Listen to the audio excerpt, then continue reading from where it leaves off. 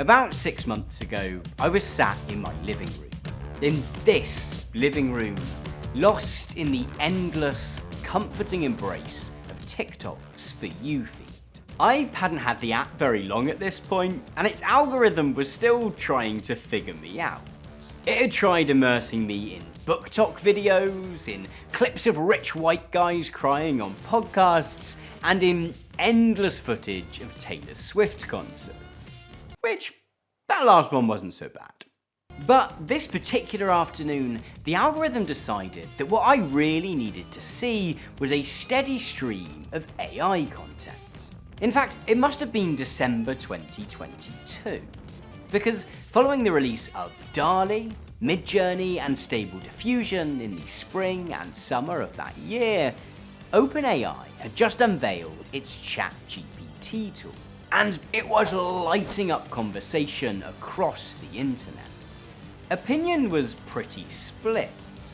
Some saw an innovation on the scale of the Gutenberg press or spinning jenny. Others questioned the ethics of training these tools on the work of artists and writers who hadn't agreed to their ideas being used as training data. While some fantasized about whole professions being made obsolete, others mocked Midjourney's then inability to draw hands, or ChatGPT's tendency to just outright lie. On TikTok, or at least my TikTok however, there was little dissent. Users were hyped, and there was a particular use case that they had in mind for these new tools.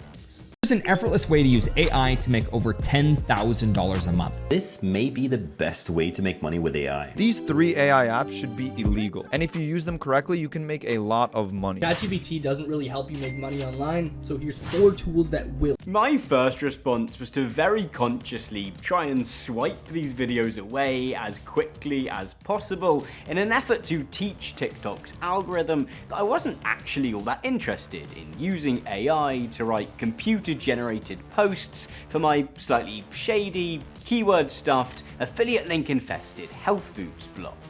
This strategy had worked pretty well for stemming the flow of podcast clips, after all.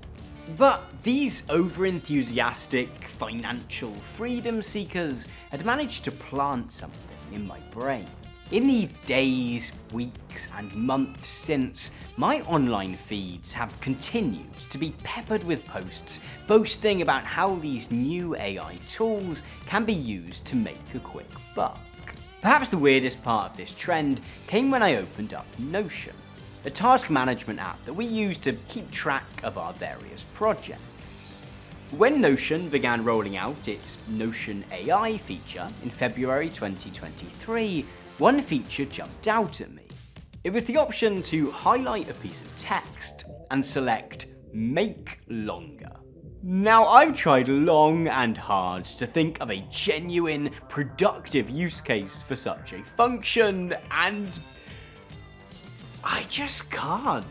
No piece of text, whether it be a novel, a news report, or a corporate evaluation, has ever been made better by being gratuitously padded out to increase the word count. There's a reason that writers are instructed to kill your darlings, not force your darlings to multiply until a single pithy sentence has become an unwieldy mass of adverbs and adjectives. Brevity is the soul of wit. Long-windedness is the soul of online recipes which are trying to cram in as many keywords for search engine optimization as possible before just telling you how to make the damn lasagna. Taken together, it was hard not to find all of this a bit depressing. There are obviously plenty of ethical questions to be asked about how these AI tools are both trained and implemented. Nevertheless, one has to admit they're pretty impressive. There may be plenty of flaws to be ironed out, but the fact that I can just ask ChatGPT to write a scene from a stage play in which Albert Einstein argues with Bugs Bunny about who should get the kids after their divorce that's pretty cool, right?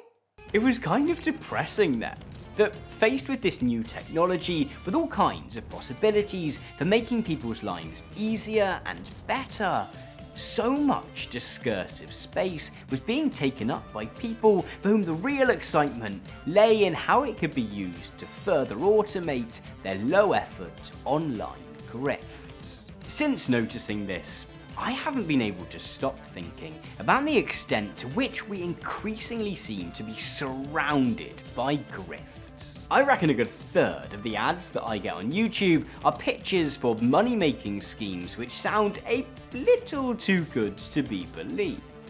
There have been weeks when I've seen this woman more than members of my actual family. Neither is it a surprise anymore when a friend brings up dropshipping or foreign exchange trading or some other questionable investments. At the same time, there's been a big upswing in anti-grifter content. Whether it's Mike Winnet or Dan Olson or Münecat or Coffeezilla, scam busting has become its own genre. We love to hear the juicy details of whatever scheme is currently fleecing the easily fooled.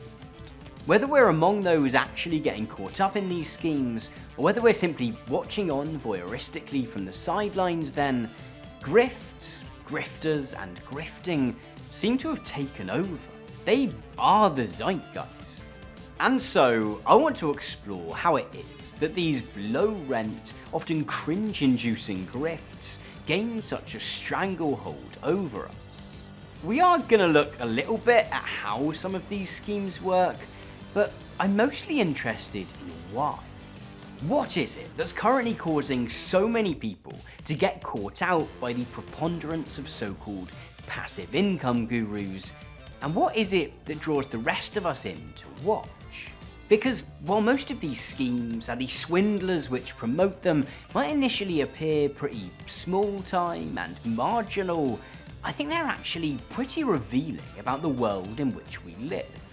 It's certainly the case that you can learn a lot about a historical moment from the heroes it raises up. The biographies of figures like Jeff Bezos, Elon Musk, and Mark Zuckerberg certainly tell us a great deal about the social and economic system which has produced them.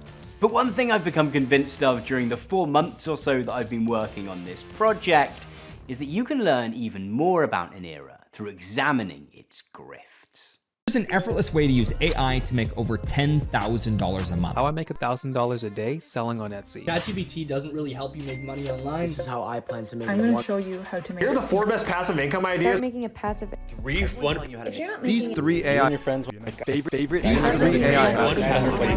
AI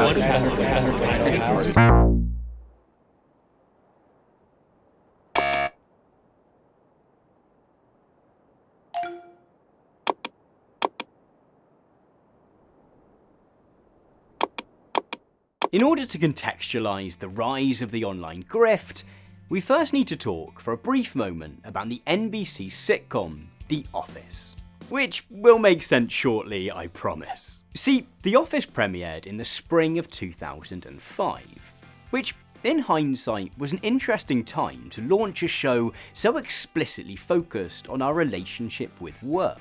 As some of you might remember, that relationship was about to change significantly.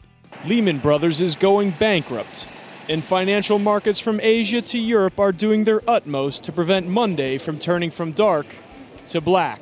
But before we get to all of that, The Office. The Office exists in a tradition of comedies inspired by situations which, in the hands of a different writing team, might be framed as deeply tragic.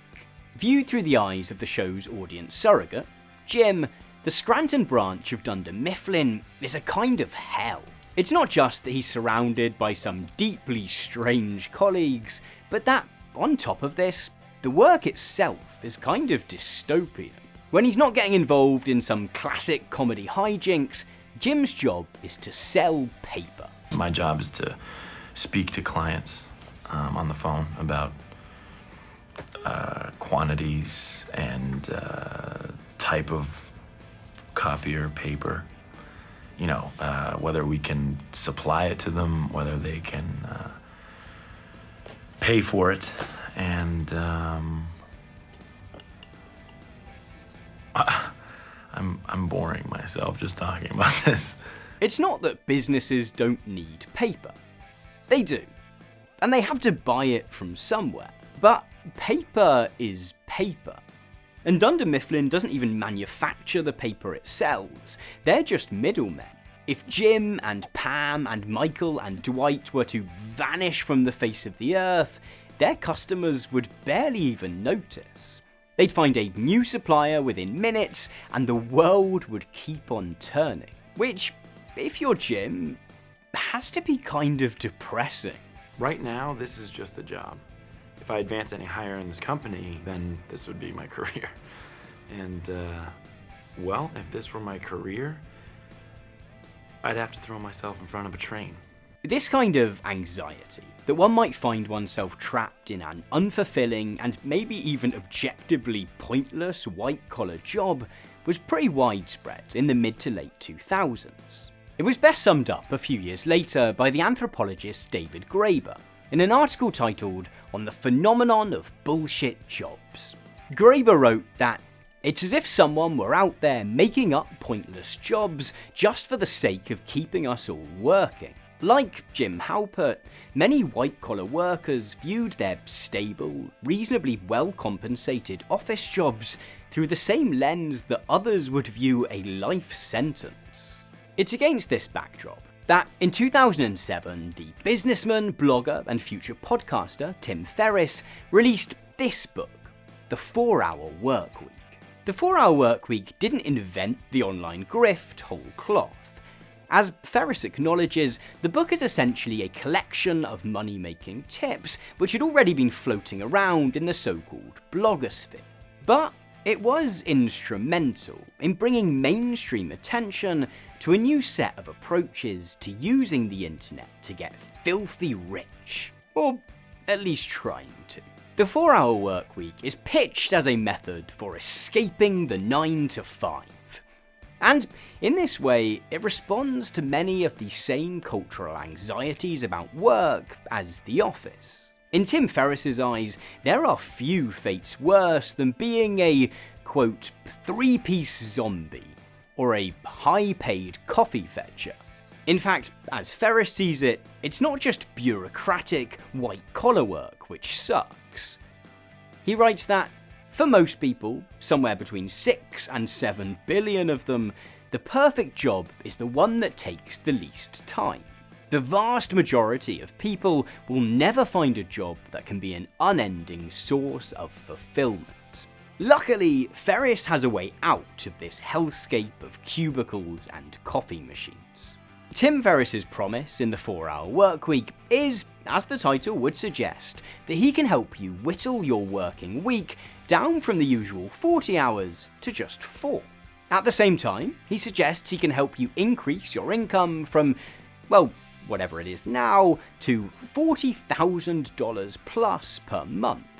Or maybe $60,000 per month, or maybe $5,000 an hour. The exact figures seem to change from chapter to chapter, but the point is that you're gonna be rich. What's his plan for achieving this goal? Well, I don't think it would be doing the book justice if I didn't summarize things with the appropriate level of bravado and obnoxiousness. So, without further ado, let me explain.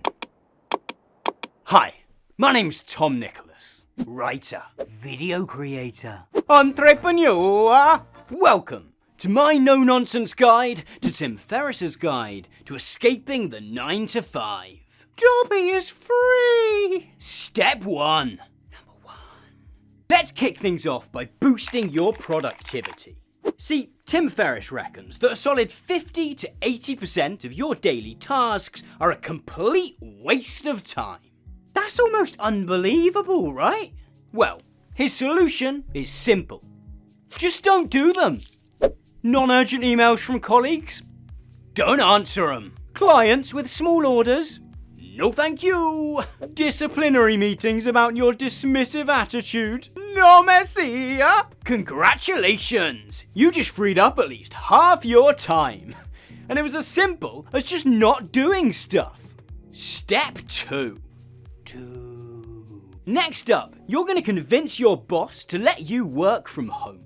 This is probably going to be a whole bunch easier since the old Rona swept through town, am I right? Achoo! But our goal in working from home isn't just to avoid novel zoonotic diseases.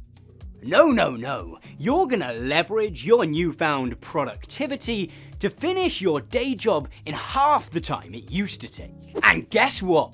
We're gonna use the rest of that time to embark on some new money-making ventures. Incroyable! Sure, the HR department might call this something boring like gross misconduct or a breach of your contract, but Tim Ferriss prefers to call it liberation, which just sounds so much cooler. Step 3. It's time to start your very own business. But not just any business. You're going to focus in on creating a niche, product-based, direct-to-consumer sales business. Think Casper mattresses, or Allbirds, or Huel, the human fuel. The nicher, the better. How about a range of pasta sauces marketed specifically at dog walkers? Or letterboxes just for snowboarders? Actually, not those. Those were pretty good, actually.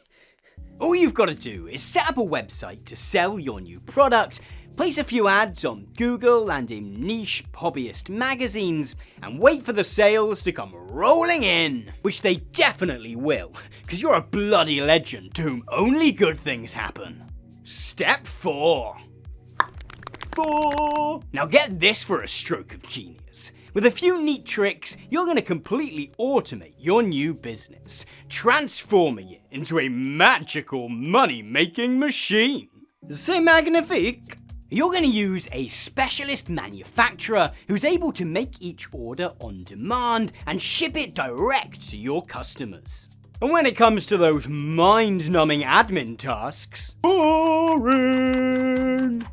You're going to hire a bunch of cheap virtual assistants in the global south. Which is all fine, and there is no ethical questions to be asked about at all. Please don't ask any ethical questions.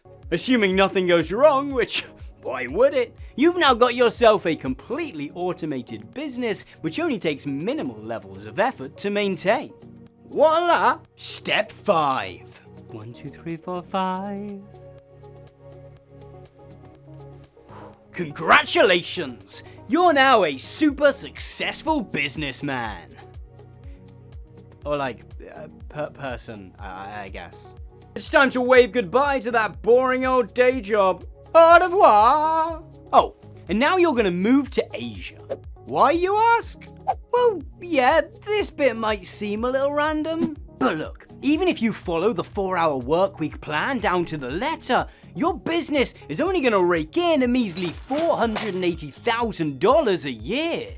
Or, if we adjust for inflation since the book was published, a paltry $877,000 a year. Which, what are you, some kind of street urchin? You deserve the rockstar lifestyle, my friend. And that means moving to a low-income country where favorable exchange rates will allow you to live like a king.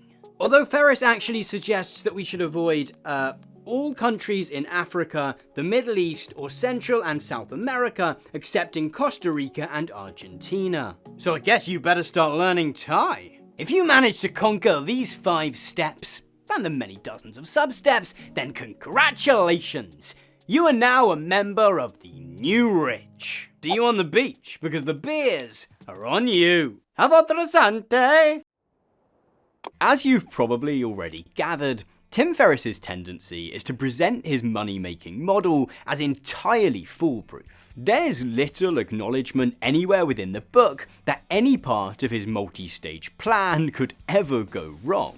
Even if it does, he has a pretty blasé attitude to the potential consequences. In the section where he encourages readers to negotiate a remote working contract with their employer, he writes that, if you jump ship or get fired, it isn't hard to eliminate most expenses temporarily and live on savings for a brief period. From renting out your home to refinancing or selling it, there are options.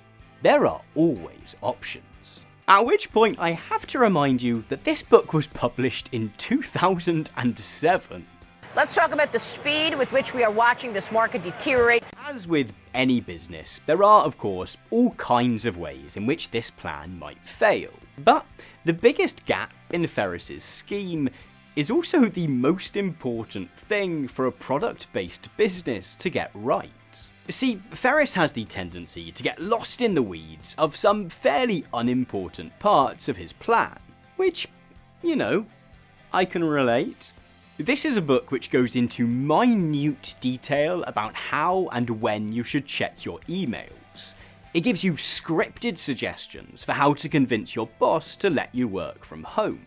It even finds space for a series of confidence-building challenges, one of which involves randomly lying face down in the middle of the street to, I don't know, learn how to assert dominance or something. But for a book which presents itself as an all-encompassing method for leveraging a product-based business to get filthy rich, there is precious little advice on how to conceive of the product itself. The few ideas Ferris does suggest are absolutely terrible. One is that you license an already existing product and put your own label on it, similar to what supermarkets do with own brand cereal. But this not only means entering a market which probably has a considerable amount of competition, it likely also means sacrificing a huge chunk of your potential profit to the licensor. Ferris's other suggestion is that you write a book. But don't worry if you don't really have any useful knowledge to share with the world. You can always, quote, create the content yourself, often via paraphrasing and combining points from several books on a topic. Or if that seems too hard for you, you can simply repurpose content that is in the public domain and not subject to copyright protection. So, essentially selling PDFs of Moby Dick. In summary, the 4-hour workweek might be, as its blurb suggests, a step-by-step guide to living the life of your dreams. But given that the most important step is to simply, found HelloFresh, none of it's particularly achievable. At risk of sounding like a McKinsey consultant or something, if you want to make nearly $900,000 a year in profit, having a half-decent product is probably kind of important. This all might seem like a terrible oversight, but to Tim Ferriss, not caring about the product you're selling is kind of the point. In probably the worst paragraph of a deeply terrible book, Tim Ferriss asks, can a business be used to change the world, like The Body Shop or Patagonia? Yes. But that isn't our goal here. Our goal is simple: to create an automated vehicle for generating cash without consuming time. That's it. And this is the legacy of the 4-hour workweek. Reading the book in 2023, it was interesting to note how many different online subcultures Ferriss inspired. Every productivity guru you see on YouTube, every minimalism evangelist, every van life lover or digital nomad owes at least something to Tim Ferriss. But it's this idea that one can build a completely hands-off, automated business that simply deposits cash into your bank account at the end of the month that has had the most impact. It would be entirely fair to describe Ferriss's plan as a get-rich-quick scheme, but it would be more accurate to describe it as a get-rich-easy scheme. The emphasis is far less on the speed with which this model will guide you to wealth than it is on the lack of effort you'll have to put in. Ferriss refers to this as developing income autopilot, or management-free money. The phrase that's really taken off, however, is passive income. In the 15 years since Ferriss released the 4-hour workweek, the dream of building so-called passive income streams is one which has spread far and wide. For those who seek what enthusiasts call financial freedom, there are a whole range of different schemes available, and thousands upon thousands of self-appointed gurus willing to teach you how. Before we take a look at how some of these schemes function, however, we first need to acknowledge the event.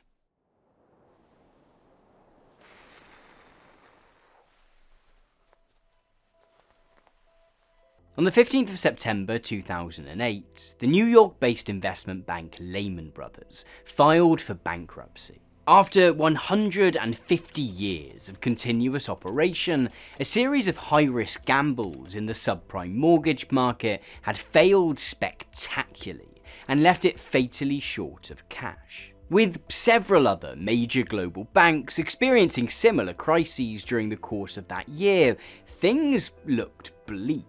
The complete collapse of the global financial system was only held off through unprecedented government action, with the US, the UK, and the European Union effectively nationalising huge chunks of their banking sectors. Watching that now infamous footage of Lehman Brothers employees being unceremoniously deposed from their towering glass palace in Times Square, it might initially have been tempting to revel in the schadenfreude. Investment bankers don't exactly tend to attract much sympathy. Nevertheless, as the global economy plunged into recession, job losses and layoffs became a reality across industries and sectors. According to the International Monetary Fund, the financial crisis pushed around 30 million people out of their jobs. The unemployment rate in the US peaked at 10%.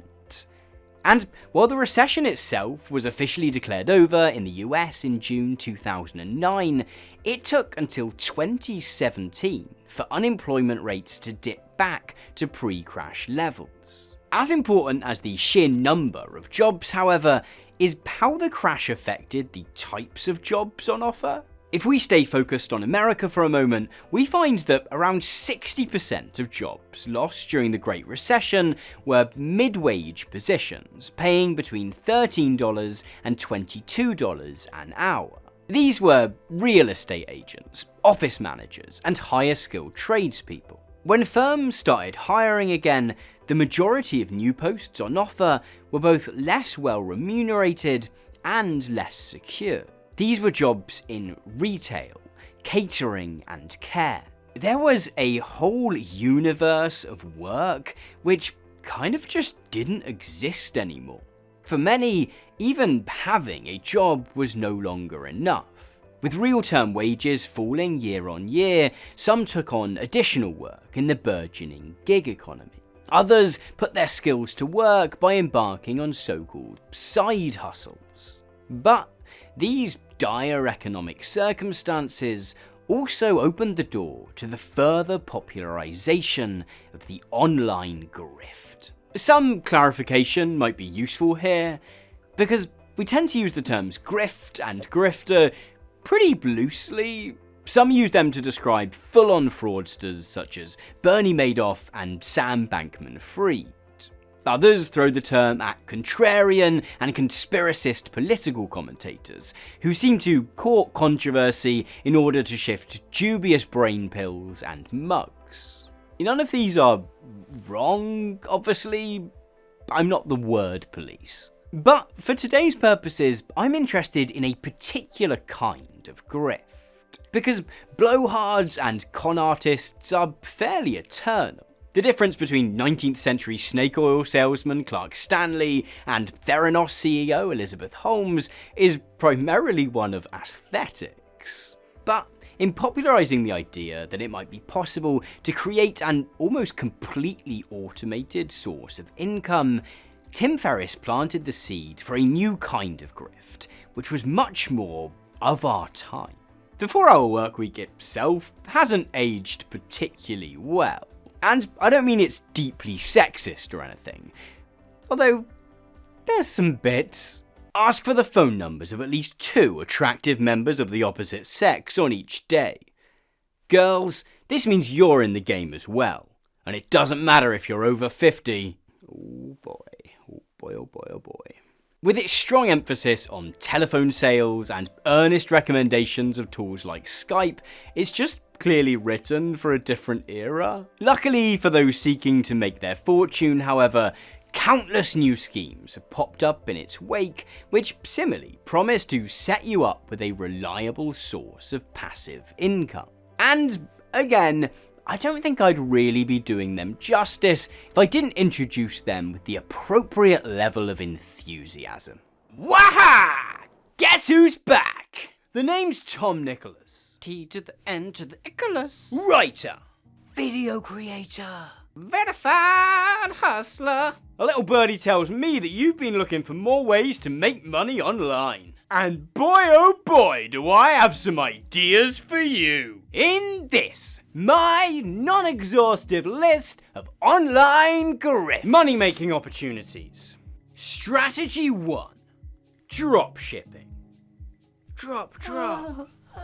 Drop shipping is the classic passive income stream. It allows you to sell real physical products to real physical customers without any of the hassle of ordering or storing or shipping those products yourself. Ooh la la! Here's how it works. Step 1. Get yourself over to a budget online marketplace like AliExpress. Have a little scroll around and find yourself a red hot product. Something you reckon will just fly out the window given half the chance. I've got my eye on this cute little duck necklace. It's fun. It's cute. It also happens to only be 49p. Step 2. Next up, you're going to want to create an online store, showcasing this super cheap bit of produce. You want to crack out all the persuasive writing and design skills you can muster to make your product irresistible. I simply can't resist. Write about how ducks are symbolic of, like, love. And spiritual evolution. Evolution. Like eggs and stuff. Eggs. Step 3. This is where the fun begins. See, you don't want the risk of having to buy and store a bunch of these cheap, unique necklaces. Nor do you want to have to deal with shipping them to the plebs who buy them. So, you're going to set things up on the back end so that when anyone purchases anything from your website, it simply forwards their order on to AliExpress, who will take care of all that nonsense for you. Cheers, Ali. You're my best friend. Be sure to charge a handsome markup for all this hard work. I think we could call this 20 quid, don't you? I certainly do, Tom. I certainly do. Strategy 2. Affiliate marketing. This one's another classic online money-making model. And all it requires is that you have the ability to spit out paragraphs and paragraphs of engaging prose. Step 1. Create a blog. You want this blog to focus on reviewing and otherwise discussing products. Preferably medium to high ticket items such as barbecues. Gas-powered barbecues. Because who doesn't love a good grill session, am I right? Make sure to write all of your posts with search engine optimization in mind. We're talking how-to articles. We're talking listicles. We're talking product comparisons. Sign up to an affiliate marketing program. An affiliate marketing program is a scheme in which an online store will give you a set of custom links to products on their site. If anyone purchases a product after following your link, then you'll get a sweet little kickback of sometimes up to 20%. Personally, I choose to become an affiliate of the world's biggest retailer, Amazon. Cheers, Jeff! Nice stuff! Litter your blog with those magical affiliate links. Any mention of a product should be a link. Any picture of a product, also an affiliate link. Keep going until as many words as possible are that beautiful hyperlink blue. Drive those conversions, you bloody legend! Now all you gotta do is sit back and wait for some loser to stumble upon your blog, click through to Amazon and buy one of these things, and you can stop, drop, and start rolling in those flame-grilled millions.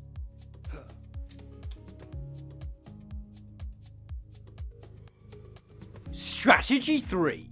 Retail arbitrage. Arbitrage? Despite its fancy pants name, this one's so simple that even I understand it. Yes! Although unfortunately, it is going to involve going outside. Boo! Step 1. Roll on down to your local out-of-town shopping centre or discount store. Get your little peepers out and browse the aisles for any products which are on sale or which look like they might be a little underpriced. This was down to just 150 quid. Step 2. Once you've got a little dealio in your sights, you're going to want to pull out your phone and download the Amazon Seller app. You can use this app to scan the barcode of the product in front of you, and in return, it'll tell you how much that item is currently selling for on Amazon. If the Amazon price is higher than the store price, then congratulations! Looks like you've managed to find yourself a cheeky bit of profit, my friend. I'm so proud of you! Get loading up that trolley with as many units as it will handle. I've got 28 of these things in my living room. Step 3. Sign up as an Amazon seller and register for their Fulfilled by Amazon service. This lets you send your haul to Amazon, who will store it for you and then ship it to whoever buys it. And all for just a tiny fee. Thanks again, Jeff. Strategy 5. If all else fails, why not become an expert? What are those scare quotes doing there? Can we get rid of those, please? The internet thrives on content. The more words that are spaffed into this thing, the better. And there is sweet, sweet money to be made in being a content spaffer. Step 1. Pick yourself a topic to be an expert in. Try and think of something that people aren't just interested in, but desperate to know about. How to be productive. How to be YouTube famous. How to get rich. How to get laid. So cool. Step 2. If you already know how to get laid or whatever, then you are good to go. But if maybe you don't, then that doesn't matter either. Tap up your old friend Professor Google. Read a few blogs, watch a few videos, and congratulations! You've just got yourself a PhD from the University of Internet. Step 3. It's time to start cooking up some content. Blogs, YouTube videos, obnoxious Twitter threads, non-exhaustive lists. It's all good. And if you ever get a little stuck, just have a look at some high-performing posts by other experts and paraphrase those. Step 4. Once you've managed to lure in some underconfident teenagers, dedicated readers, now's the time to start earning some money. Yes, I love it. I'm talking ads on your posts. I'm talking ebooks. I'm talking courses. I'm talking rephrasing all the stuff that's available for free on all your platforms, but for an upfront fee. Fantastica! Okay, I think that's quite enough of that. My senses hurt. This is but a tiny, tiny taste of the plethora of passive income schemes which have emerged over the past decade. As you can see, they vary pretty wildly in their approach. Perhaps my favourite suggestion involves investing in vending machines. As if they don't cost a bunch of money and break pretty easily. It's also funny how some of these schemes seem to just come full circle to just inventing a normal business again. Nevertheless, these schemes all share the same goal.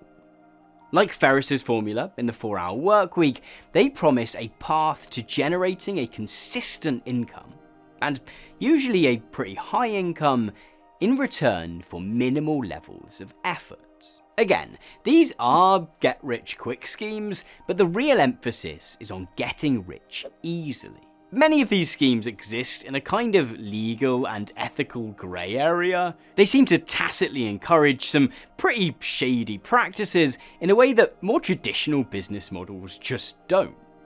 Affiliate marketers will clearly benefit from forgetting to disclose their use of paid referral links. A wannabe dropshipper browsing AliExpress for products will quickly find themselves tempted by unlicensed or counterfeit goods.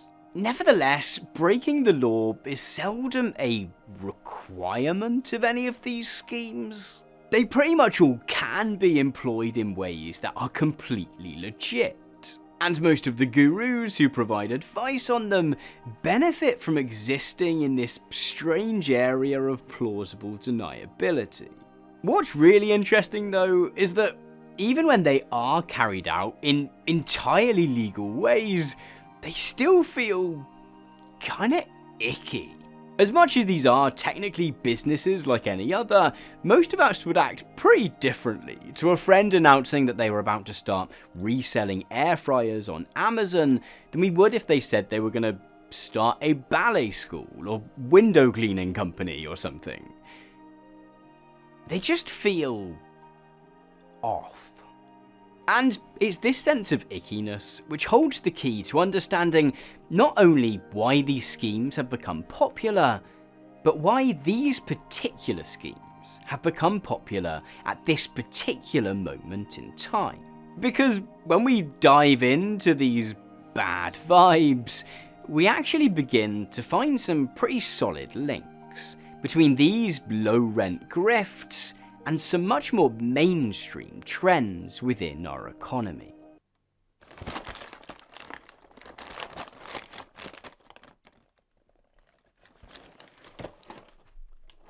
Long video, right? I've got to keep my carbs up. In chapter 5 of the 4-Hour Work Week, Tim Ferriss introduces a concept known as the Pareto Principle. As he explains it, this is the idea that 80% of the results of a given project or activity come from 20% of the effort and time that's put into it. This sometimes gets called the 80-20 rule. Largely thanks to Ferriss, the Pareto Principle has become something of an unacknowledged cliché among time management nerds. If you scroll through the back catalogue of any wannabe productivity guru on YouTube, you're bound to find at least one video about it in there somewhere. Perhaps unsurprisingly, most of these gurus actually have a pretty shaky understanding of the principle itself. As Ferriss does in the 4-Hour Work Week, they tend to assume that it means you can simply identify which 20% of your daily tasks lead to 80% of your desired outcomes, and then kind of bin off everything else. This, however, is wishful thinking.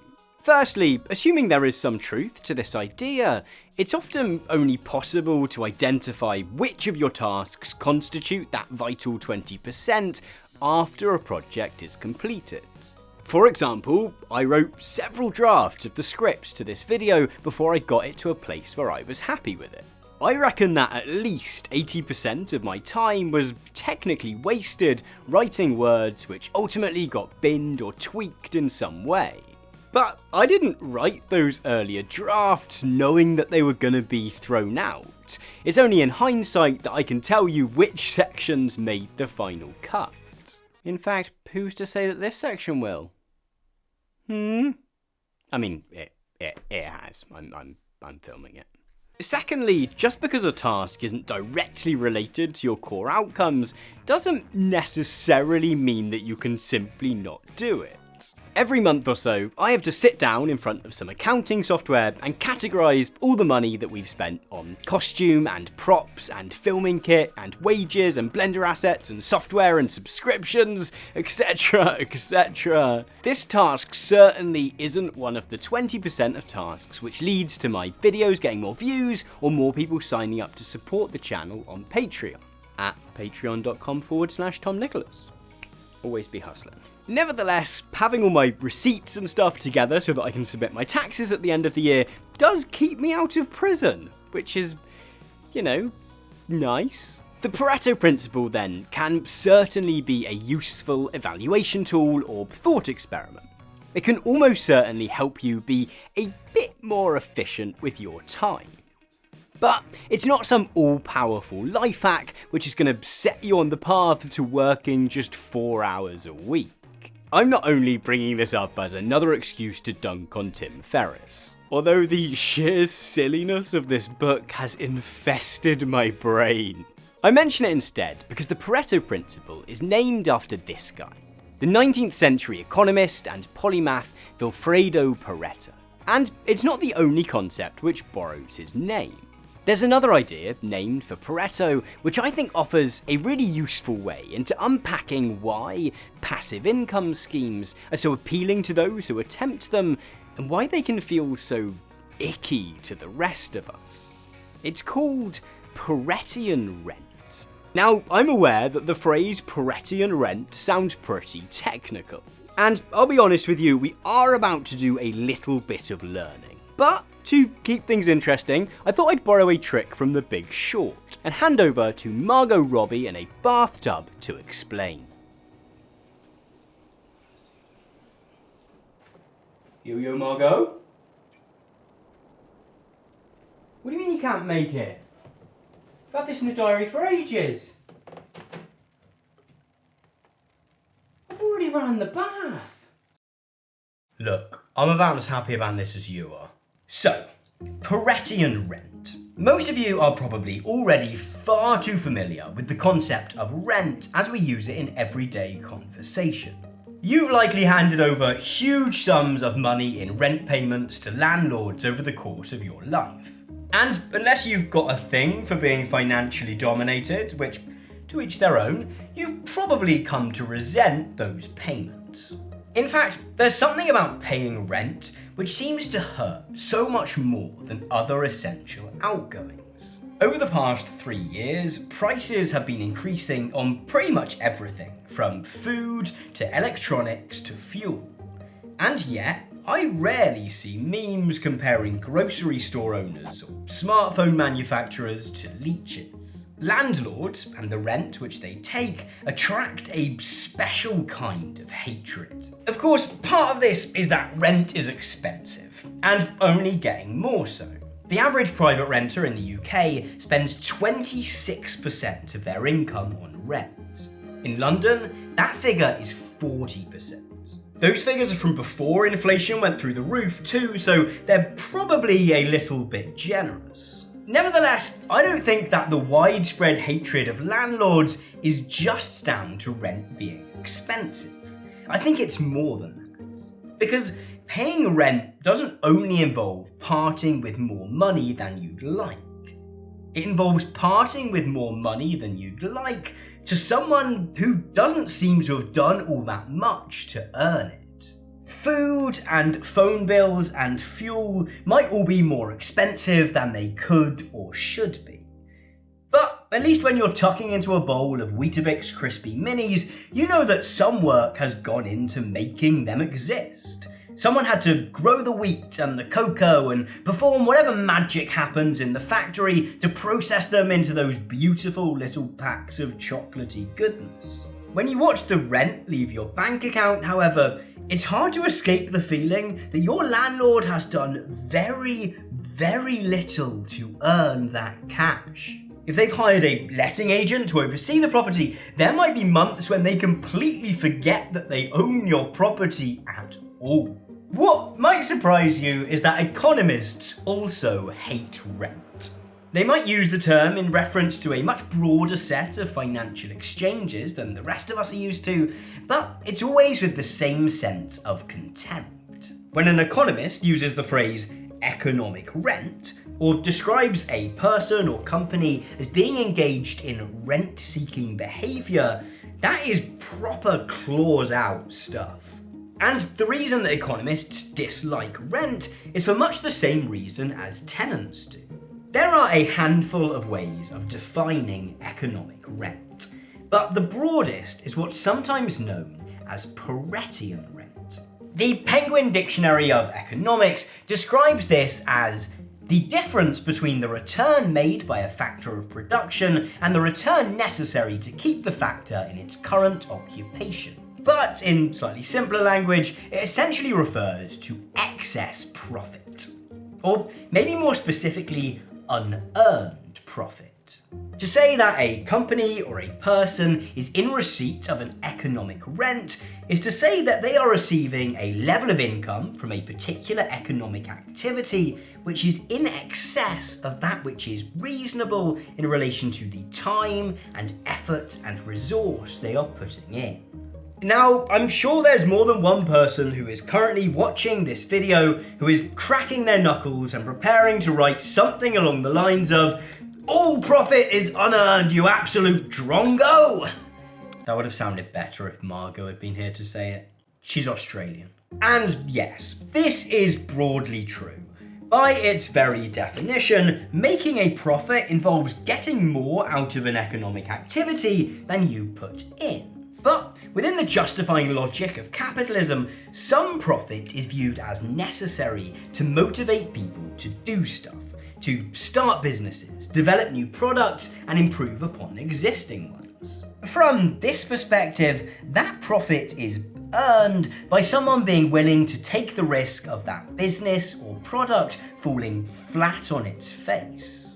The point at which a profit margin turns into an economic rent, then, is the point at which it begins to exceed the amount necessary to provide that motivation. Say, for example, I could sell these cute little duck necklaces for £10, and in doing so would make enough profit that I would remain motivated to continue selling more. If I were then to begin selling those necklaces for £20, I would be claiming an economic rent of £10 on each necklace sold. Now, if most of us wanted to criticise someone for charging an excess profit, we'd probably do so on the basis of it feeling a little exploitative towards the customer. And we'll come back to this idea in a moment. But the real beef that many economists have with economic rents is that they're unproductive. Again, within the justifying logic of capitalism, a quote-unquote normal level of profit is productive.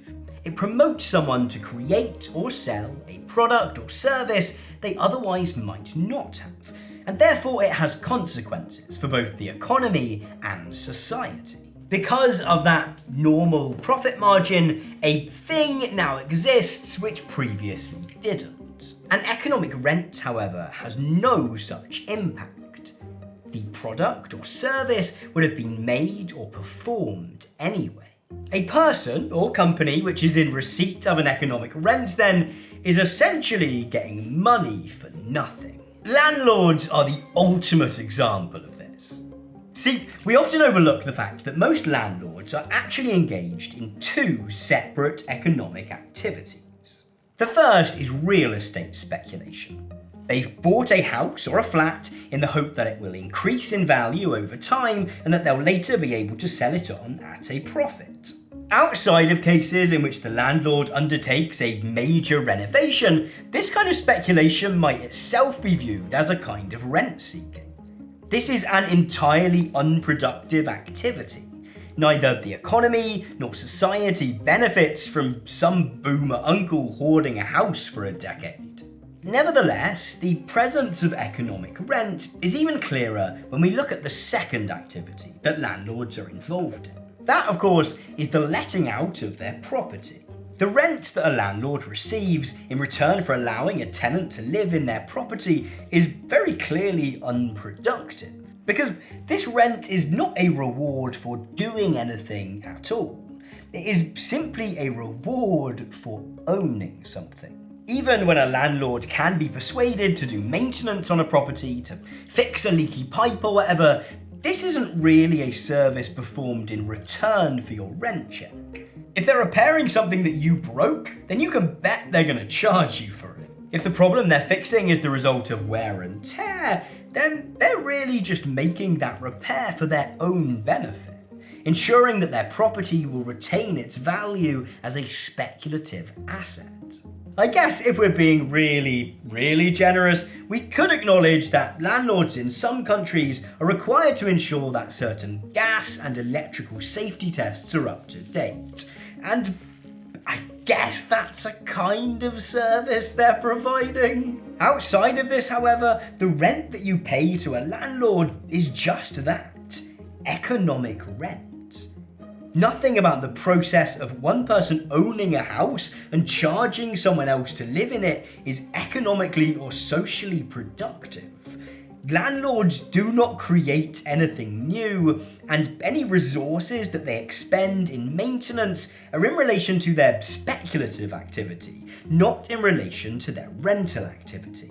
landlords are quite literally extracting a bunch of money whilst contributing nothing in return. If we wanted to find a more friendly phrase to replace the slightly formal sounding economic rent, then passive income wouldn't actually be a bad shout.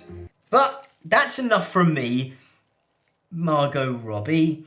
To help apply some of these ideas to online grifts, I'd better pass you back to Tom. Really looking forward to filming that bit. I think that's going to be fun, you know, to work with a real actor for a change. It's going to be good. Okay, so it would be a stretch to classify all passive income schemes as pure rent-seeking operations. Because outside of actually becoming a landlord, which does appear fairly frequently on lists of recommended ventures, a lot of these schemes have the potential to sometimes be at least mildly economically productive.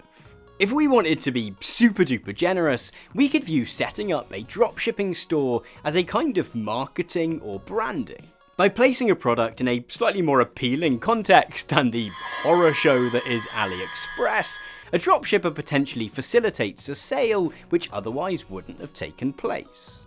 Even something as instinctively silly as buying product in a shop to resell them on Amazon can be viewed as a productive process of reallocating resources from somewhere that they're in low demand, and thus on sale, to somewhere that they're in higher demand. The problem is that the tiny percentage of dropshippers or arbitrageurs, which is a real word, who are having these kinds of meaningful impacts are almost certainly putting in a huge amount of time and effort. They're continuously refining product descriptions or doing deep analysis on Amazon trends. And isn't the whole point of a passive income scheme meant to be that it's, well, passive? A lot of passive income gurus like to have it both ways.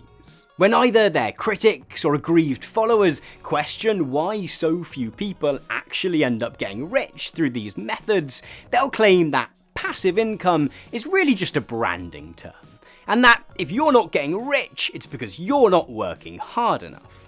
Take this guy, Mark Tilbury, a finance guru from the UK who's closing in on 2 million subscribers on YouTube. In 2020, he posted a video in which he levelled with his audience and explained that making a success of any of these passive income business models will likely require a lot of hard work and discipline. But ease is central to the way that these same gurus pitch their strategies to new recruits. The pinned video on Mark Tilbury's channel at time of recording this segment opens with this line. The biggest lie young people are told when they're 18, 19 and 20 is money doesn't grow on trees. However much effort it takes to actually make a success of one of these passive income schemes, and whatever impact they might accidentally end up having on the wider economy, the goal is absolutely one of rent seeking. The explicit aim of this community is to find sneaky ways of extracting profit whilst avoiding any involvement in any meaningful, real, productive activity.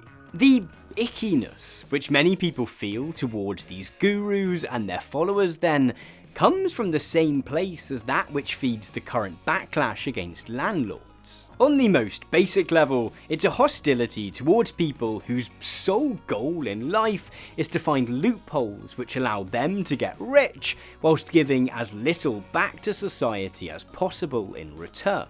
But more than this, it's an anger at people whose path to wealth often involves actively making our economy and society less efficient and thus less pleasant places to live.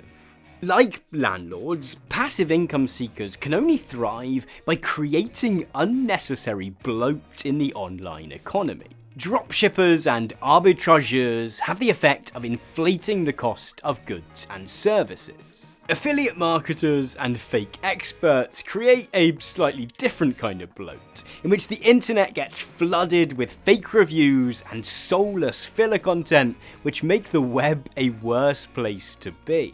Of course, this drive to get rich easy, no matter what effect it has on others, is, in some ways, eternal. It's the same motivation which leads people to gamble, to buy stocks, or to join multi-level marketing schemes. Nevertheless, I think there's something about this current wave of passive income business model which is a bit more specific to the present day. And as my various allusions to landlordism and economic rent throughout this section perhaps hint, it lies in the way that these seemingly marginal online grifts mirror powerful trends which run to the very heart of our economy. Special delivery. It's more ideas. Delicious, nutritious ideas. There's probably a much lazier version of this video, which ends with me sagely pontificating that the attempt of passive income seekers to make bank from very little work mirrors the way in which capitalists worldwide live off their investments, whilst everyone else is forced to work for a living. And that isn't untrue, but the rise of passive income culture actually mimics a much more specific trend in the corporate world. We've already acknowledged one way in which the global financial crisis of 2008 contributed to the rise of the passive income movement. It's really no surprise that the decade and a half of stagnant wages which followed the crash created an eager audience for gurus trying to sell easy answers. But truly understanding why these particular schemes have become popular at this particular moment in time necessitates reviewing those same events from a slightly different perspective. That of the lucky entrepreneurs who were able to use the crisis to make their billions. See, just under a year prior to the collapse of Lehman Brothers, a pair of flatmates in San Francisco registered the domain airbedandbreakfast.com. The corporate legend is that their landlord had raised their rent, and in need of some extra cash, they decided to set up some airbeds in their loft and let them out to people attending business conferences in the city. The venture was a success, and over the next few years, founders Brian Chesky and Joe Gebbia gradually began to invite more and more people to list rooms on their sites. In an era of economic downturn, the website, quickly renamed Airbnb, seemed like a pretty good deal for both guests and hosts. The former were able to travel for cheaper, whilst the latter were able to earn an extra bit of cash. In those heady early days, journalists began to write pretty warmly of what they called the sharing economy. This banner not only encompassed Airbnb, but a plethora of other websites and apps launched in the years surrounding the financial crisis. TaskRabbit, Fiverr, JustPark, Lending Club, Kickstarter, Postmates, Uber, Deliveroo.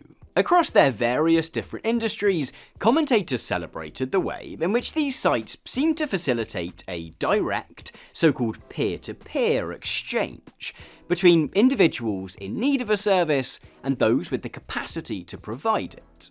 There were two problems with this view though. The first was that whilst these services often pitched themselves as ways for private individuals to make an extra bit of cash on the side, most quickly became professionalised.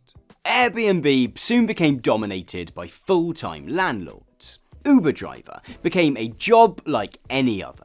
The collaborative mirage of the sharing economy faded away and left in its place the backbreaking realities of the gig economy. The second problem was that the connections forged between Airbnb hosts and their guests, and Uber drivers and riders, weren't really peer-to-peer. Because the websites and apps which made these exchanges possible were not passive facilitators. They were private companies, often up to their eyeballs in venture capital money and in pursuit of ways to turn their sudden popularity into profit. To some, the new business model represented by these companies might have looked a little odd. In 2015, Tom Goodwin wrote an article for TechCrunch in which he observed that Uber, the world's largest taxi company, owns no vehicles. Facebook, the world's most popular media owner, creates no content. Alibaba, the most valuable retailer, has no inventory, and Airbnb, the world's largest accommodation provider, owns no real estate. That these companies have become so successful seem to turn some of the most fundamental principles of capitalism on its head. You see, in theory, the thing which elevates a company within capitalism is its ownership and control over the means of production, by which we usually mean the physical assets and machinery which allow a particular industry to function. But this new breed of company didn't seem all that interested in owning the tools of their trade. Uber was quite happy for drivers to own their own vehicles. Fiverr never felt the need to force copywriters or artists working through the site to use Fiverr-owned laptops. In fact, these companies didn't seem to thrive in spite of their lack of physical assets, but because of it. But I guess if we're going to introduce a new business model, we better do it with the appropriate level of panache. Boom, boom, boom! It's your boy, Tom Nicholas. Writer, video creator, titan of industry. I'm here with another money-making scheme to fatten up those wallets. Sure, I've got my wallet here, but I'm going to warn you. This one's for the big-time ballers only. Big-time ballers. I call it the platform. The platform comes in all shapes and sizes. Shops, networking, video streaming. You name it, there's a platform for it. And if you play your cards right, running the platform can be a great way to make a shed load of money whilst leaving the hard work to some other sucker. Sorry, suckers. Step 1. Have a gander for an industry that's a little too confusing or expensive for your average consumer. Maybe it's yet to embrace the full potential of communications technology, or maybe it's plagued by nuisances such as competition and workers' rights. What? I'm talking taxis. I'm talking selling handmade crafts. I'm talking music, audiobooks, online video sharing.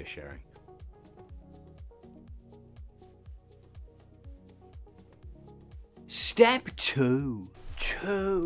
Build yourself an app which brings some order to this chaos. Trust me, you'll be fine. Most large children can build apps these days. Focus on making your product as flash and trendy as possible. These ain't your granddad's hotels, or taxis, or TV shows. These are hotels and taxis and TV shows for the internet generation. Click. Step 3. Sign up users who want to make some extra cash through your app. Present it as the ultimate side hustle opportunity. This isn't work.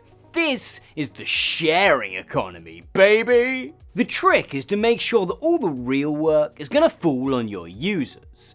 In using their own cars and properties and filmmaking gear, they're also going to take the brunt of the risk too. Well, all you have to do is maintain a silly little app. Step 4. I can't remember what 4 looks like. Solicit some big-time venture capital investment. This is going to give you the ability to subsidize the cost of products or services through your app. Sure, for a little while you're going to be burning through cash, but it's all part of the master plan. Because by undercutting everyone else on the market, you're going to make yourself irresistible to potential customers and ensure anyone who wants to make money in your industry just has to use your app. Step 5. Once you've reached peak popularity, that's the point in which you can start cashing in. Cha-ching! On the one hand, you can start easing up on the subsidies. Gradually start ratcheting up prices on customers until you're on your way to turning a tidy profit. On the other hand, begin reducing the amount you pay out to folks providing services through your platform. As long as you've made yourself popular enough, both customers and service providers won't have any choice but to stick around. And that's it. Before you know it, you'll be raking it in. Raking. And the best part is that all the real work and all the risk sits firmly on the shoulders of your users. Now that's what I call passive income. What these new platform companies realised then was that owning the physical assets, which we traditionally think of as the means of production, isn't always the most important thing. In fact, a lot of assets can be a pain for a business to own. Cars consistently go down in value the longer that you own them. Laptops become outdated. In the tourism industry, even something as secure in value as property can be a nightmare. Destinations go in and out of fashion or are only profitable during certain seasons. Whether by accident or design, companies in industries as varied as transport, news, tourism, gaming, TV, and computer software came to realise that one could build a much more lightweight, flexible, responsive business model by avoiding the hassle of actually providing services in favour of simply positioning themselves as intermediaries between service providers and their customers. The similarities between these platform companies and many of the online grifts we've been looking at are striking. Much like dropshippers, affiliate marketers, or Amazon arbitrageurs, these companies play a pretty marginal role in their respective industries. When we really think about it, Uber, Airbnb, Fiverr, and Deliveroo are really just digital versions of the Yellow Pages plus a payment feature.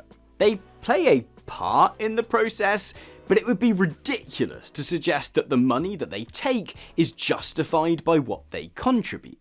Uber takes a 25% cut from every ride arranged through its app. Fiverr takes 20% of both fees and tips. Postmates takes between 15% and 30% of an order's value from restaurants and 20% of the delivery from the person delivering an order. The idea that maintaining an app justifies a company taking such a huge slice of the pie is ludicrous. To make matters worse, the people who provide services through these platforms are forced to take on nearly all of the associated risk. If ridership is down 1 month, then Uber is certainly going to notice, but not as much as its drivers, who are not only not earning, but are also on the hook for insurance and upkeep, and probably for car loan repayments too. On a purely aesthetic level then, online passive income grifts might seem pretty marginal. From their overall vibe, you'd expect them to have more in common with some guy selling fake trainers down the market than with Silicon Valley startup culture. And yet, their underlying business models are pretty similar.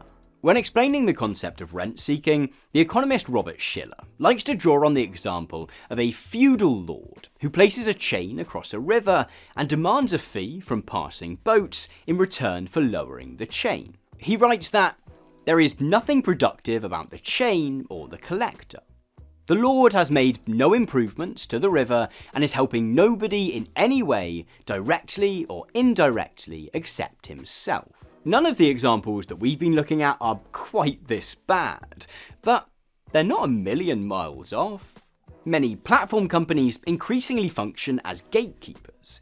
Where one previously might have ordered a takeaway directly from a restaurant, now Deliveroo or Uber Eats has installed its chain between customer and vendor and expects to be rewarded for lowering it.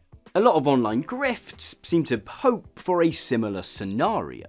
Those that we've been looking at in particular are predicated on inserting oneself as an additional intermediary in a sales process in order to simply siphon off some of the proceeds.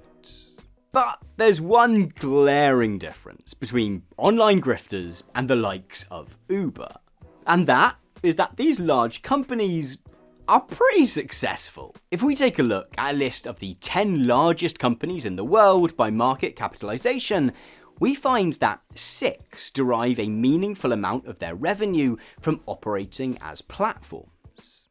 Yet, it seems fairly accepted, even within the passive income community, that most people who try out the various business models being hawked by financial freedom gurus fail spectacularly. If the business models which these gurus offer have so much in common with those of the most successful companies in the world, then why is it that passive income seekers struggle so hard to make it work on a smaller scale?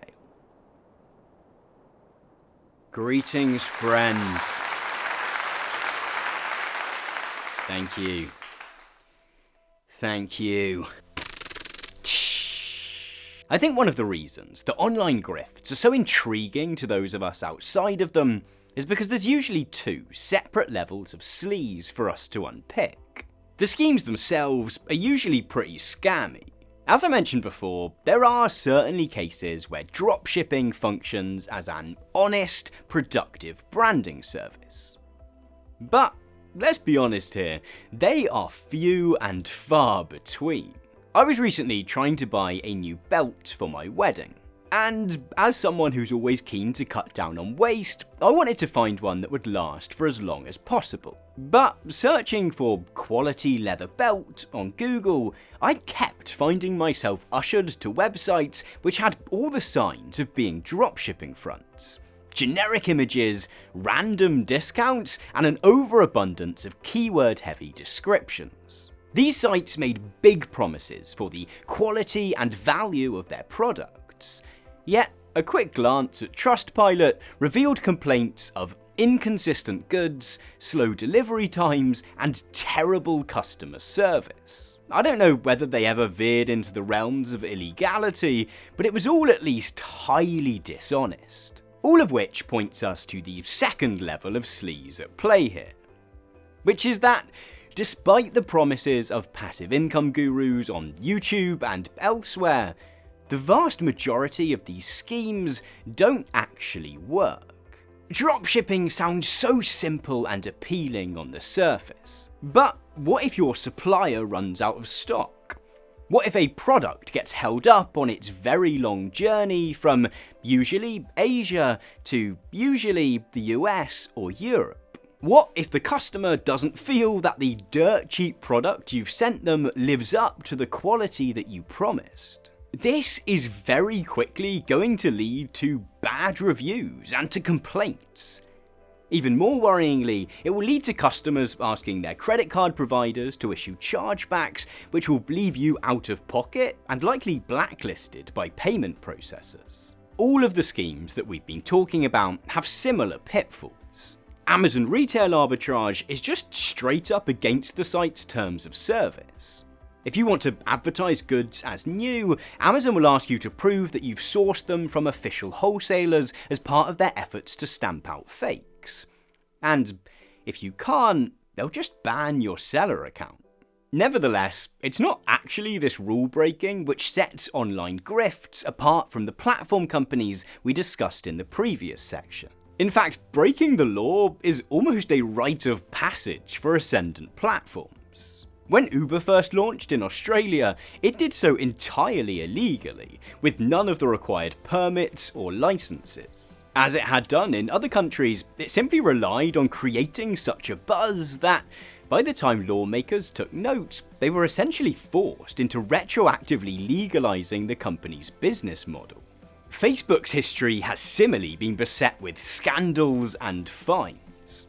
In 2019, it paid $5 billion to the United States Federal Trade Commission for its lackadaisical approach to sharing user data with third parties. And all of this is before we even begin to talk about the more fundamental ways in which these platforms use their status as intermediaries to circumvent labor laws. The primary difference between the online grift on one hand and the platform on the other, however, is competition.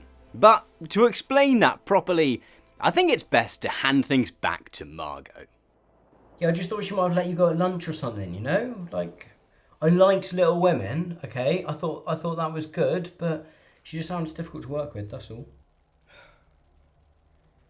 Guess you stuck with me again. Earlier on, we took a look at the concept of economic rent. And during that section, we focused on what's sometimes called Paretian rent, which is a phrase that economists use to describe what the rest of us might call excess profits. But this particular definition of economic rent is actually kind of controversial.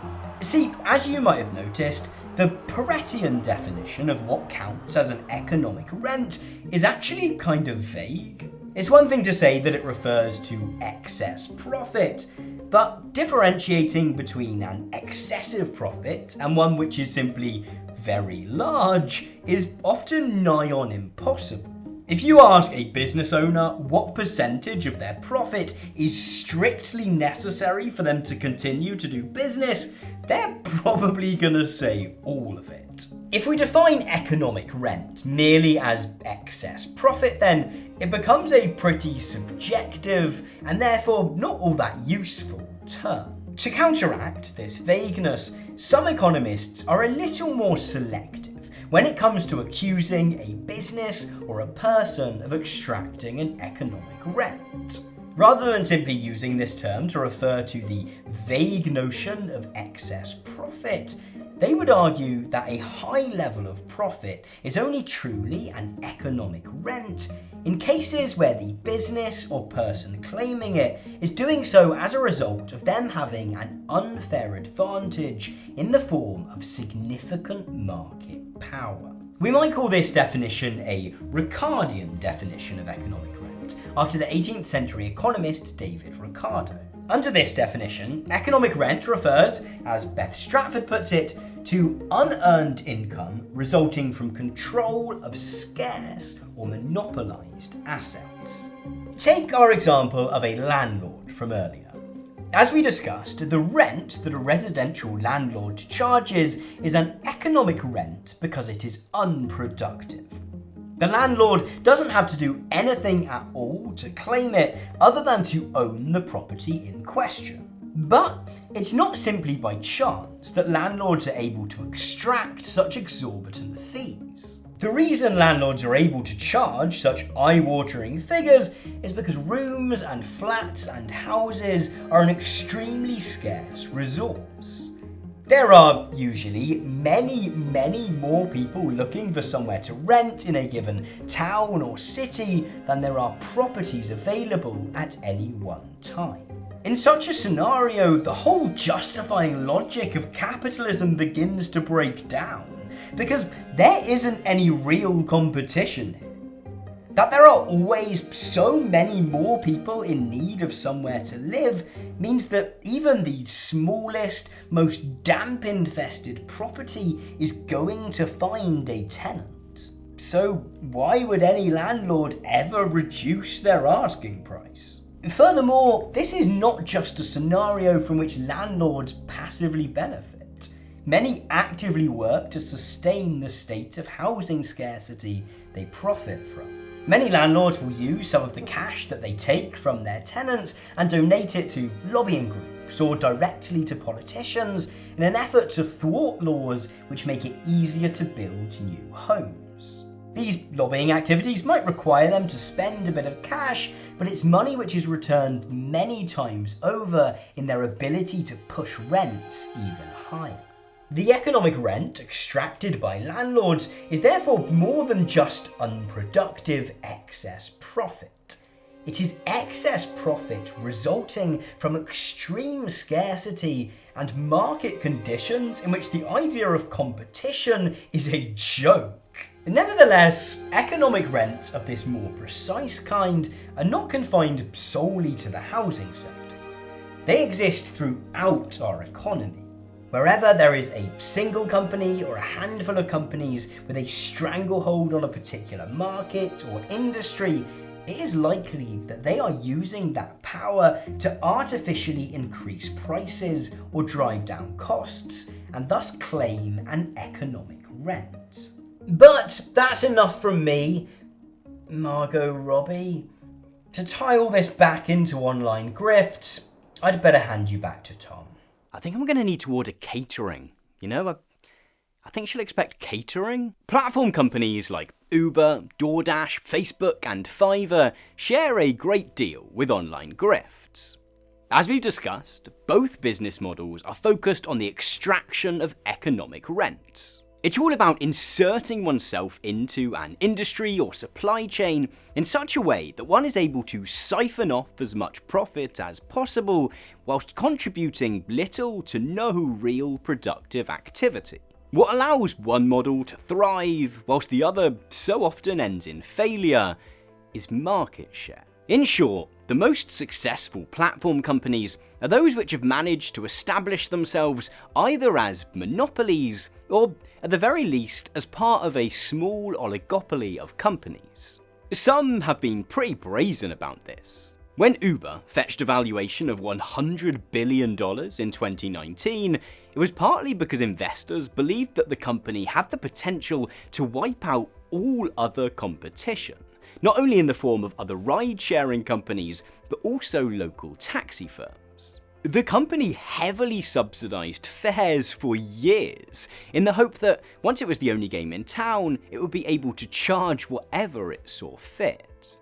This method has allowed Uber's portion of the ride-sharing market in the US to grow to 74%, while other companies have established similar strangleholds on their own industries.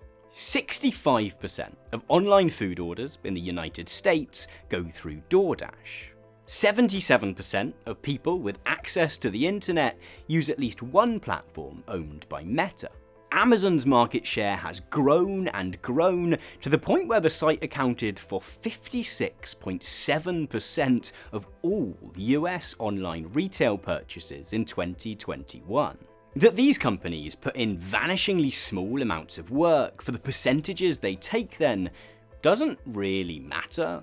They've captured the market, which makes it increasingly difficult not to use them. A restaurant owner might think that DoorDash charging a 30% commission on every order is pretty despicable, but not listing themselves on the site would be a death warrant for their restaurant. The same goes for any newspaper which chooses not to use Facebook, or any video creator who chooses not to use YouTube. Where most passive income seekers fail is that they simply aren't in this monopolistic position. There might have been a period 10 years ago when it was at least possible to make decent money through low-effort dropshipping or affiliate marketing sites. But the internet is too mature now, and there's simply too much competition. Why would someone wait weeks and weeks for a product ordered through your dropshipping store when Amazon will deliver it tomorrow? Ultimately, as has been pointed out by others before me, the only passive income grift which actually works is becoming a fake expert. And what better arena to become an expert in than in selling get-rich-easy schemes? In fact, vanishingly few passive income gurus actually make their money through the business models they promote. This goes as far back as Tim Ferriss. While Ferriss was a moderately successful businessman prior to writing The 4-Hour Workweek, he's fairly open about the fact that he didn't actually implement any of the techniques he promotes in the book until after the business was already off the ground. What's more, the success of that company appears to have largely been a result of being in the right place at the right time. You see, Tim Ferriss made his first $1 million selling brain pills. For a while, this was obviously highly lucrative, but the online supplement market quickly became massively oversaturated. Despite making lofty claims in the 4-Hour Workweek about how much money the company was making and how easy it was to run, Ferriss sold it just 3 years later at what seems to have been a somewhat discounted price. Ferriss is legitimately rich, but it doesn't seem clear that much of that wealth came from actually using any of the techniques he describes in his book. In fact, alongside some timely investments in Uber and other startups, a lot of Ferriss's wealth has come from sales of the 4-Hour Workweek and his subsequent career as a self-help influencer. The same is true of a lot of these figures. Earlier on, I mentioned the British finance guru Mark Tilbury. Tilbury's YouTube channel is packed with videos in which he tries out all kinds of passive income ideas, from dropshipping to selling empty books through Amazon's print-on-demand service. But Tilbury didn't become a millionaire through any of these methods. His actual business experience seems to amount to selling remote-control cars and planes in a fairly standard retail setup. Again, this is impressive, but it has precious little in common with any of the so-called side hustles he features on his social media channels. Furthermore, according to his latest company's house filings, Tilbury's YouTube and TikTok channels are currently more valuable than any of the offline businesses he leans on for legitimacy. As with Ferris, we find that the real money is in recommending these passive income schemes, not in actually undertaking them. Mike Winnet sums all of this up perfectly in the trailer to his documentary, The Entrepreneur Formula Exposed. He compares the current popularity of get-rich-easy schemes to the 1849 California gold rush. And he has this to say on the topic. Right now there's a gold rush on to be rich and wealthy, but the people who made the real money in the gold rush weren't digging for gold at all. They sold shovels. It was certainly possible to strike it rich in the gold rush, but that required huge amounts of luck. More stable and methodical success came in the form of companies such as Levi's, who profited from the gold seekers' misplaced optimism by selling them tools and gear. The most obvious modern-day equivalents to those pick, shovel, and clothing companies are the gurus themselves. As we've seen, these figures tell their audience that there's gold in their passive income schemes, but whilst their followers devour hours of inspirational and instructional content in order to learn how to find that gold, it's the gurus themselves who are making the real fortunes, from AdSense, sponsorships, and, in the worst cases, ludicrously expensive courses. What gets less attention are the more mainstream companies, which have also taken it upon themselves to prey on those who have been drawn in by this siren song of passive income. Over the past 6 months or so, I've obviously spent a huge amount of time investigating the details of various passive income schemes. And what shocked me more than anything is the number of times that I've Googled a passive income related keyword and found myself pointed to the website of the e-commerce platform Shopify. Shopify is one of the world's largest e-commerce platforms. It essentially provides companies with a means to quickly and easily add shopping capabilities to their websites. And it's used by some pretty massive companies. Decathlon, the New York Times, Staples, Huel, the Human Fuel. But Shopify also seems to be making a concerted effort to lure in passive income seekers. Their official blog is packed with posts promoting these kinds of business models. Their authors are somewhat more realistic about one's chances of making a fortune than the gurus that we've been looking at. Nevertheless, they're still quite happy to push you to give them a try. Shopify also runs an affiliate program, which many of these gurus participate in.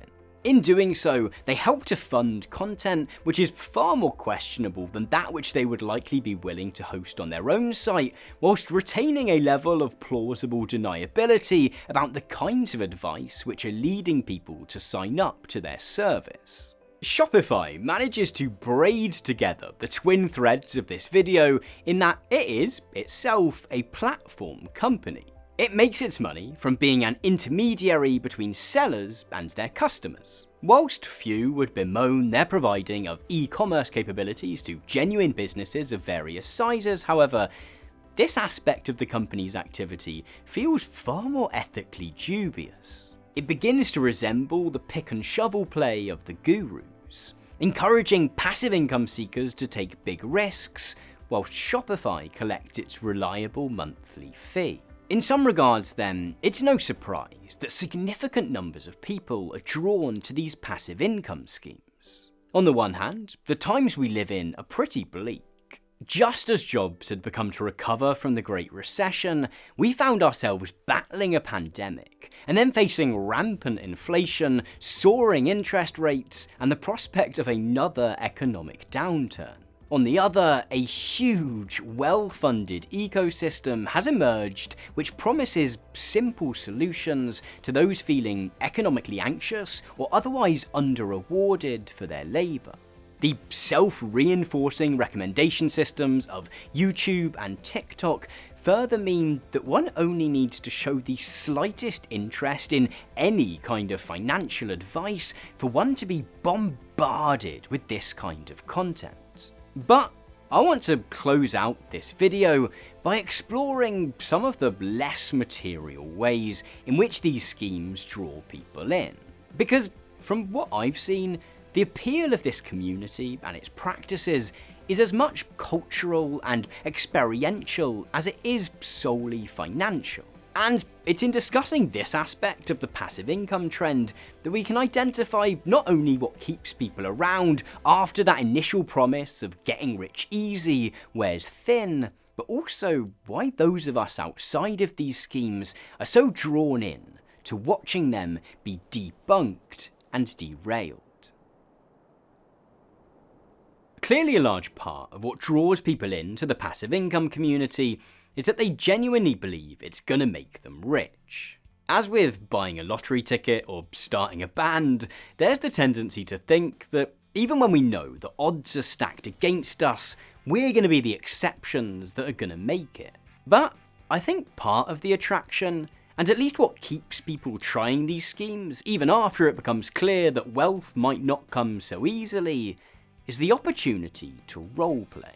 Being part of the passive income community is a chance for people who lack the connections and capital to ever launch a really successful business to simulate the experience of being a startup founder. As we've seen, there are enough similarities between these passive income business models and those behind some of the largest companies in the world that this might be, at times, pretty convincing. I'm reminded of a quote attributed to John Steinbeck, the author of Mice and Men, which posits that socialism never took root in America because the poor see themselves not as an exploited proletariat, but as temporarily embarrassed millionaires. This is actually a bit of a misquote, and it would be more accurate today to refer to billionaires rather than millionaires. Nevertheless, the crux of the idea is that working class people in America have historically tended to identify far more with the super rich than with other working class people. Whether or not this is a real phenomenon is an open question, but there is a certain logic to it. We're told that capitalism is a meritocratic system in which good, hard-working people rise to the top. If you believe this, then you're obviously likely to have a pretty positive view of rich people. But more than this, if you also believe yourself to be good and hardworking, as most of us do, then you kind of have to believe that your own lack of wealth is some kind of mistake. On the one hand, passive income schemes offer to amend this oversight. They pledge to give you the secret knowledge that will restore you to your rightful place among the rich and famous. But when actual wealth fails to materialise, the manner in which these schemes allow passive income seekers to roleplay as Jeff Bezos or Mark Zuckerberg or Elon Musk at least provides some form of consolation. Guided by their gurus, passive income seekers adopt what they believe to be the language of the super rich, the daily routines of the super rich, the reading lists of the super rich. In this way, they're able to keep proving to themselves and to others within this community that, whilst they might not have the bank balance or fast cars of a billionaire, they at least have the mindset of a billionaire. They might not actually be rich, but they are the kind of person who should be rich, were it not for their temporary embarrassment. Passive income seekers might be a pretty obnoxious bunch. They might regularly try to take advantage of others in ways which are neither easy nor necessary to forgive. But their attempts to imitate the successful business models of the super rich are ultimately driven by the same socio-economic trends which have driven the growth of other disconcerting subcultures in recent years. All this elaborate pseudo-business roleplay is simply one further way people have found to cope with the sense that life for ordinary people in the global north is getting worse. A lot worse. And I think these same trends fuel much of the interest in anti-grifter content too. The videos that creators like Coffeezilla make, highlighting fraudsters and con artists, are obviously important. But these debunkings aren't primarily made for an audience of people who would otherwise have fallen for the scam being featured in a particular video. They're a little bit more voyeuristic than that. The core audience is people entirely outside of these communities who nevertheless love watching gurus and grifters being exposed for what they are. There are no doubt several reasons why we find such videos compelling. Some of the schemes covered in these grift-busting videos are hideous for how they prey on vulnerable and desperate people. But I think there's also an extent to which the roleplay in which passive income gurus and their followers indulge allows us to view them as stand-ins for the more mainstream grifters who run the world's largest companies. The more these wannabes adopt the routines, vernacular, and business models of the super rich, the more we can pretend that they're one and the same. And this provides a different kind of coping mechanism. Because the CEOs and investors behind exploitative platform companies like Uber or Amazon or Facebook profit from all kinds of unethical and unjust practices. Many of us feel their attempts to extract economic rents every day. But a lot of people have come to accept that those CEOs and investors are unlikely to ever meaningfully answer for those actions. I mean, what level of fine would you have to inflict on Jeff Bezos or Mark Zuckerberg for them to even notice? In a world where such figures seem untouchable, anti-grifter content allows us a taste of justice. We might not be able to bring down the real rent seekers, but we can at least watch their imitators be torn apart. Again, that's not a bad thing in and of itself. Many of the grifters featured in these videos have taken huge sums of money from deeply vulnerable people. But I think we have to be careful not to be lured into viewing grifts and grifting as something which only exists on the edges of our economy. For despite their often low rent appearances, the online grift ecosystem is heavily inspired by the practices of decidedly mainstream companies. Increasingly large portions of our economy are predicated on rent-seeking and deception, and we do well to be careful that whilst we're laughing at videos of their small-time imitators being taken down, we're not letting these much larger and much more powerful companies off the hook. I want to talk about one more scam, one that's sitting right beneath our noses. Literally. I'm talking about razors. Modern cartridge razors are a classic grift. Shaving companies lure you in with a discounted starter pack, and then once you've committed to using their system, they charge you a small fortune for replacement blades. Before you know it, you're spending vast sums each year on these things. And that's where Henson Shaving comes in. Henson Shaving, who are kindly sponsoring today's video, are making it easier than ever to embrace the simplicity, ease, and cost-effectiveness of safety razors. In place of expensive, plasticky cartridges, safety razors use much cheaper, far more environmentally friendly razor blades like this one, which might seem a little daunting at first, but Henson makes it easy. See, Henson was born out of a family-run machine shop in Canada, which was previously building parts for the International Space Station. There's stuff from their shop floating around in space right now, and they've applied the same aerospace standards of precision to building their AL-13 razor. The AL13 is designed to expose just the right amount of blade at just the right angle, whilst also providing it with consistent support for the smoothest of shaves. I've been using a safety razor for a few years now, and the upgrade from my previous model to the Henson AL13 was night and day.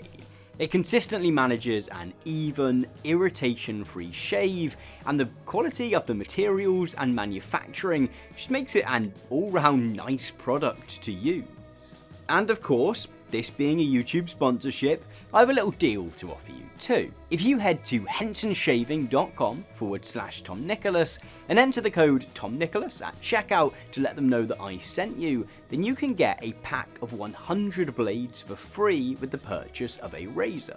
And I mean, if my experience is anything to go by, those blades will last you quite some time. That link again is hensonshaving.com/Tom Nicholas. So, happy hair removal to you all, and now, back to the video. Thank you so much for making it to the end of this video. This has been a pretty epic project to work on, as may be apparent, and so I hope that it has been worthy of your time in watching it. If you have got something good out of it, or interesting or useful, then I would love it if you'd share it with a friend you think also might find it interesting in some way. All that remains is for me to thank my top tier Patreon supporters, who are Richard, Alan Gann, Gary, Dick on Spain, Bill Mitchell, ZC Reese, Alexander Blank, Neil Zabildgaard, Sophia R., Sergio Suarez, Nicolas Jacquemart, Strange Weekend, Ricardo Fernandez de Cordoba, Richard Rapoon, Amit Singh Parahar, Gabriel Koch, Demelza, Jimmy Dunn, Ahmed Nasser, Christopher Cowan, Lisa Yuan, and Fiasco Linguini. If you'd like to join them in supporting what I do here, whilst also getting access to sneak peeks of videos, copies of scripts, and all kind of good stuff like that, then you can find out how to do so at patreon.com/Tom Nicholas. Thank you so much for watching once again, and have a fantastic week.